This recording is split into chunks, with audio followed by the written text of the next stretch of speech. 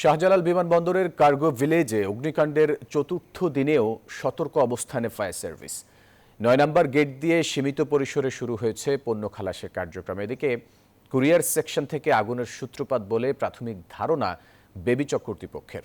সংস্থার চেয়ারম্যান বলেন, আগুনের কারণে বিমানবন্দরের কার্গো অপারেশন একদিনের জন্য বন্ধ রাখা হয়নি।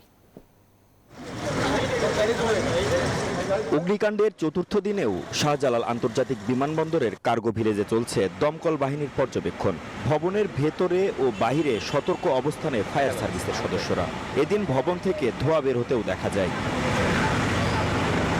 ভবনে রাসায়নিক পদার্থ থাকায় আগুন নেভানোর পরও দুর্ঘটনা এড়াতে এই সতর্ক অবস্থান।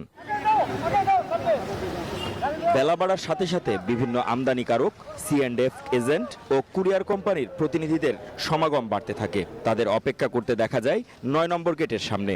জানান নানান অভিযোগও। বান্ডেল থাকলে প্রতি সেনমানিতে টাকা বাঁচবে। বিকাশ সেনমানি বান্ডেল কিনে জিতুন প্রতি লেনদেনে। সোমবার গেল, কাউকে ঢুকতে দেয়নি। সোমবারে 7টা বাজে উনি ফোন দিল সন্ধ্যা, যে ভাই আপনাদের মালও পুড়ে গেছে। এখন আমাদের প্রশ্ন হলো, এত তাড়াতাড়ি কিভাবে মাল ভিতরে ঢুকলো আর পুড়ে গেল? ফ্লাইট আসলো একটা চাই, আগুন লাগছে হচ্ছে 2:15টায়। এখন আমাদের এখানে তো আমরা তো ভাই ফতে বসে যাবো। এখন এক পর্যায়ে বিমানবন্দরের ৯ নম্বর গেটে পণ্য খালাসের কাজ শুরু হয়। কারণ এই মাল আসছে রাত 3টায়, এখন বাজতেছে 1টা বা 1:15 বাজে। 2 থেকে 8 ডিগ্রি সেলসিয়াসের মাল, এই মাল পড়ে আছে 32-33 ডিগ্রি সেলসিয়াস তাপমাত্রার মধ্যে। তা আপনি ভালো করে বুঝেন যে কি হবে কি হবে না। একটা কনসাইনমেন্টের 2 পিস মাল ছিল, তার ভিতরে 1 পিস আমি পেয়েছি আর 1 পিস পুড়া গেছে। এদিকে বেবিচক ভবনে সংবাদ সম্মেলন করেছে বেসরকারি বিমান চলাচল কর্তৃপক্ষ। জানানো হয় আগুনের সূত্রপাত নিয়ে প্রাথমিক ধারণার কথা।